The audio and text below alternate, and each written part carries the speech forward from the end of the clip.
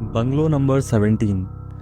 ये कहानी तीन दोस्तों की है जिनका नाम विक्रम, सुनील और जॉन होता है, जो मुंबई शहर में नौकरी करने के लिए आते हैं।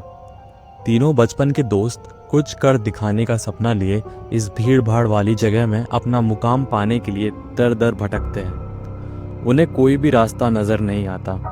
अपने छोटे से गांव में रहकर कॉलेज की पढ़ाई करने वाले सुनील और विक्रम ने कभी सोचा भी नहीं था कि सफलता पाने के लिए इतना दर्द झेलना पड़ता है। वहीं जॉन अपने पापा के बिजनेस में पहले से ही संघर्ष कर चुका था, जिस वजह से उसे इन सब चीज़ों की आदत सी हो गई थी।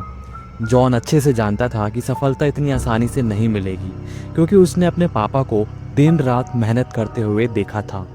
तभी तीनों को सुबह से भटकते भटकते शाम हो जाती है, लेकिन ना कोई नौकरी और ना ही कोई रहने का ठिकाना उनके हाथ लगता है।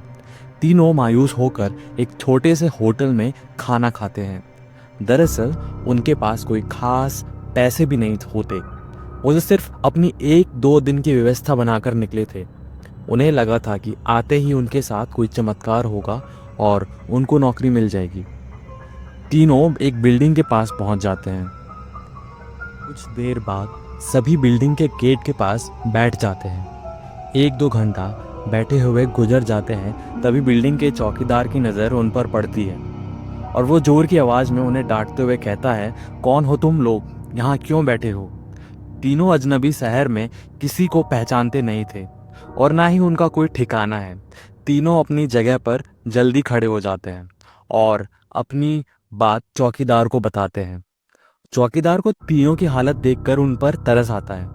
उसे एहसास होता है कि कुछ सालों पहले ऐसे ही वो काम मांगने आया था। तब किसी ने उसे सहारा दिया था और आज कम से कम वो इतने बड़े शहर में छोटे से काम के साथ जीवन यापन कर रहा है। जॉन उन तीनों में थोड़ा समझदार होता है। वो चौकीदार से कहीं रहने के जुगाड़ की बात कहता है, क्योंकि उसे पता है कि अभी उनकी हालत किराया देने की नहीं है, तो उन्हें कोई किराया ये कमरा क्यों ही देगा। तभी चौकीदार अपने एक दोस्त से फ़ोन पर बात करता है, जो वहीं से कुछ ही दूर बंगला नंबर 17 में साफ सफाई का काम करता है। चौकीदार अपने दोस्त को सारी बात बताता है। तभी उसका दोस्त कहता है कि मेरे साहब तो अपने परिवार के साथ 2 महीनों के लिए बाहर गए हैं, तब तक मैं रहने का इंतज़ाम कर सकता हूँ। ये बात सुनकर तीनों दोस्त बहुत खुश हो जाते हैं और वो जल्दी से चौकीदार से कहते हैं कि आप हमें बता दीजिए हम उनके पास कैसे पहुंच सकते हैं। चौकीदार कहता है कि वो बंगला थोड़ा दूर है। रात को वहाँ कोई टैक्सी ऑटो भी नहीं मिलेगा। आज तुम लोग यहीं सो जाओ, कल सुबह हम साथ चलेंगे। तीनों उसकी बात मान जाते हैं। सुबह उठते ही तीनों चौकीदार के साथ बंगले में पहुंच जाते हैं। बंगले की खूबसूरती देखकर तीनों दोस्त हक्का बक्का रह जाते हैं। उन्हें यकीन ही नहीं होता कि उन्हें इतने अच्छे बंगले में रहने का मौका मिलेगा। बंगले का नौकर तीनों दोस्तों को गेस्ट रूम में ले जाता है। तीनों दोस्त रूम में पहुंचकर राहत की सांस लेते हैं। जल्दी से तीनों नहा कर तैयार हो जाते हैं और काम की तलाश में निकल जाते हैं। अब रहने का तो ठिकाना लग चुका था, तलाश थी केवल अच्छे काम की, जिससे उनका गुजारा चल सके। लेकिन आज भी उनके साथ वही होता है।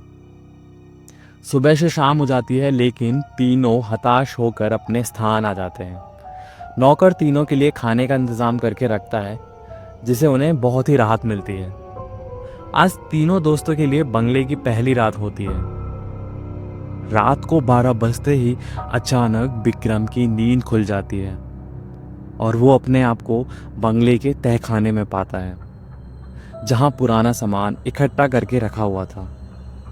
उसे समझ में नहीं आता कि वह यहाँ कैसे पहुंचा। तभी वो घबराहट में अपने दोस्तों को आवाज़ लगाता है, लेकिन किसी को कुछ सुनाई नहीं देता।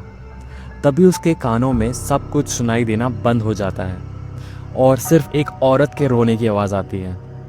विक्रम चिल्लाकर पूछता है, कहाँ हो तुम, क्यों रो रही हो? अगले ही पल विक्रम अपने बिस्तर में होता है। वह डर के कारण पसीने से लथपथ हो जाता है। वो अपने दोस्तों को जगाता है।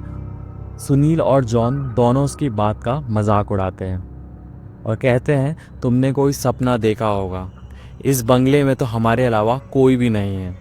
और विक्रम भी अपने दोस्तों की बात का यकीन करके इस घटना को बुरा सपना समझकर नज़रअंदाज करके सो जाता है। सुबह उठते ही तीनों दोस्त फिर से तैयार होकर काम ढूंढने निकल पड़ते हैं। लेकिन जैसे ही वह बंगले के गेट से बाहर निकलते हैं, अचानक कोई औरत आकर विक्रम को चिट्ठी देती है, जिसमें लिखा होता है तुम इस पते पर जाओ तो काम मिल जाएगा। और औरत अचानक भागते हुए उनकी नज़रों से ओझल हो जाती है। तीनों दोस्त सोच में पड़ जाते हैं कि हमें काम की ज़रूरत है। यह इस औरत को कैसे पता, लेकिन तीनों को काम की भी बहुत ज़रूरत होती है। उन्हें लगता है कि भगवान ने उनकी मदद करने के लिए किसी को भेजा होगा, और तीनों उसी दिशा में आगे निकल जाते हैं जहाँ का पता उस कागज़ में लिखा होता है। यहाँ पहुँचते ही उन्हें एक बहुत ही बड़ी बिल्डिंग दिखाई देती है। ये बहुत बड़ी कंपनी होती है, और तीनों कंपनी के गेट पर पहुँचते ही वहाँ के सिक्योरिटी गार्ड को चिट्ठी दिखाते हैं। सिक्योरिटी गार्ड चिट्ठी नियुक्त विभाग के पास भेज देता है, और जैसे ही प्रबंधक को वो चिट्ठी मिलती है तो उसमें उसके मालिक का हस्ताक्षर होता है। वो उन तीनों से पूछता है आप हमारे मालिक को कैसे जानते हैं। तभी विक्रम जवाब देते हुए कहता है मैं तुम्हारे बॉस का दोस्त हूँ। अब प्रबंधक के पास इनको काम ना देने के अलावा कोई विकल्प ही नहीं होता। इस कंपनी के मालिक का हस्ताक्षर जो इस चिट्ठी पर मौजूद था, कंपनी के मालिक 7 दिनों की ट्रिप पर विदेशी कंपनियों के दौरे में थे और इस बीच उनसे कोई संपर्क नहीं कर सकता था। इसीलिए प्रबंधक ने उन तीनों को काम पर रख लिया और अपने साथ उन्हें काम की जगह दिखाने ले गया। लेकिन विक्रम अचानक ही दूसरे रास्ते की तरफ मुड़ जाता है और वो सीधे बॉस के चैम्बर के सामने पहुंचता है और दरवाजे के ताले को पासवर्ड से खोल देता है। कंपनी का प्रबंधक ये देखकर आश्चर्यचकित रह जाता है कि उसे यकीन ही नहीं होता कि जो पासवर्ड केवल कंपनी के मालिक को पता है वो इसे कैसे पता चला। अब प्रबंधक उसे कोई खास आदमी समझने लगता है। उसे पूरा यकीन हो जाता है कि हो ना हो ये व्यक्ति बॉस ने ही भेजा है और वो उसे बिना रुके हुए अंदर जाने की इजाज़त दे देता है। जॉन और सुनील ये सब देखकर समझ नहीं पाते कि विक्रम को ये सब कैसे पता। तभी अचानक विक्रम सभी को बॉस के चैम्बर से बाहर जाने को कहता है और चैम्बर का दरवाज़ा बंद कर देता है। कुछ ही घंटों के बाद प्रबंधक का बॉस को फ़ोन आता है और बॉस प्रबंधक से पूछता है कि मेरे कंप्यूटर को किसी ने इस्तेमाल किया था। तभी प्रबंधक सारी बात बता देता है। बॉस गुस्से में मैनेजर को बोलता है जल्दी से जाओ और उसे रोको, नहीं तो मैं बर्बाद हो जाऊंगा। और जैसे ही प्रबंधक चैम्बर का दरवाज़ा खोलता है तो देखता है कि विक्रम बेहोश पड़ा है। प्रबंधक अपने सुरक्षा कर्मियों से उसे उठाने को कहता है और कुर्सी पर वापस बिठाता है। तभी विक्रम को होश आता है। प्रबंधक गुस्से में विक्रम को बोलता है कि तुमने क्या किया, मेरे बॉस बहुत नाराज़ हैं। लेकिन विक्रम को कुछ याद ही नहीं था वो अपने बंगले के गेट से यहाँ तक कैसे आया है। दरअसल वो बंगला पहले उसी बॉस का होता है और बॉस ने बंगले को अपने ऑफिस की एक लड़की के लिए खरीदा था और कभी कभी साथ रहता था, जो कि उसके कंपनी में काम करती थी। बॉस पहले से ही शादीशुदा था और ये बात अच्छे से जानता था। एक ना एक दिन एक लड़की को उसके लिए खतरा बन सकती है, इसलिए वो उसकी निजी अश्लील वीडियो रिकॉर्ड कर लेता है। और जब एक दिन लड़की को ये बात पता चलती है तो दोनों में खींचातानी करते हुए लड़की के सर में चोट लग जाती है और वो वहीं पे दम तोड़ देती है। बॉस बंगले के गार्डन में ही उस लड़की को दफना देता है और लड़की की मौत के बाद उसके साथ ही उसका राज दफन हो जाता है। लेकिन जब उस बंगले में तीनों दोस्त आते हैं तो विक्रम गार्डन में घूमते घूमते उस जगह पर अपना पैर रख देता है जहां उस लड़की को दफनाया गया था, जिस वजह से उस लड़की का सीधा संपर्क विक्रम से बन जाता है। वो विक्रम के अंदर प्रवेश कर जाती है और उसे काबू में करके अपना बदला लेने के लिए ऑफिस में प्रवेश करती है और बॉस की काली करतूत को इंटरनेट पर वायरल कर देती है।